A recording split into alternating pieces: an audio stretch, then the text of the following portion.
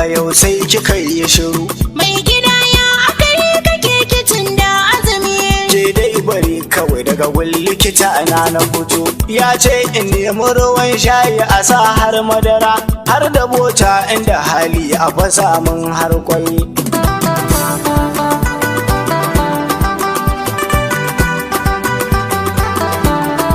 Mai gida dole na baka shayi na fasa maka kwai, sannan na sa bota ga madara sigar ka zakwai. Kuma in baka baki gefen ka kaza kwankwai, zan yi maka wannan amma sai an yi budar baki. Kaji.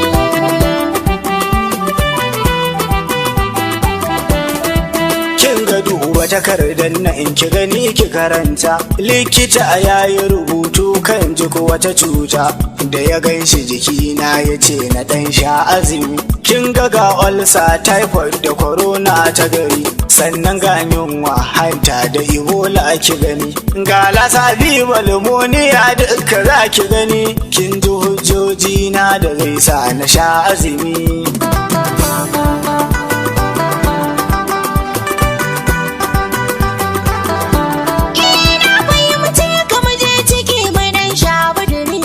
Yasa kullum sanki nake mata ta gari, kuma batu na saki ni da ke ba wannan lamari, daga ke na rufe gofa ke buɗa yiriri. Haji da shi.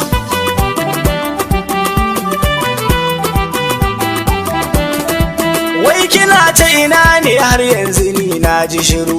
Mai gida kai da fita daki sai jajibari. Kin ga ban san wasan nan mata ta gari. Babatun wasa ni da kai a wannan lamari. Shi ke ce da gidan ko kuma ni ki nazari. Ai batun annini ne mai gida kai hakuri.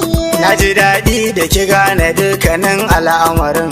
Ta umarni a gare ni zo ki bude kyaure, in kin ki ko in ki sha saki sun fi ɗari.